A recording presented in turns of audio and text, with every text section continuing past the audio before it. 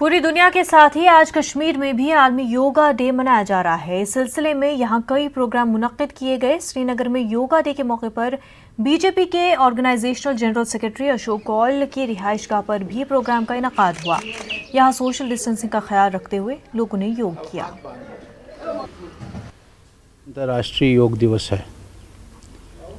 हम सब जानते हैं कि इस कोरोना वायरस के महामारी में भी सब ओर से ये आया कि वह इम्यूनिटी बढ़ाने के लिए योग करना, स्वस्थ रहने के लिए योग करना ये बड़ा लाभदायक रहेगा।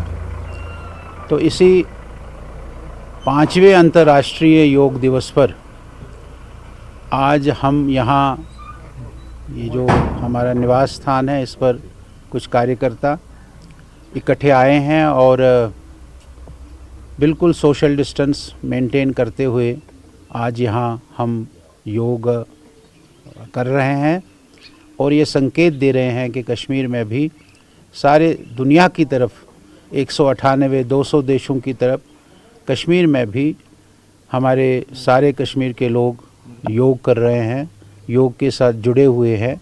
इसी के लिए आज ये कार्यक्रम है।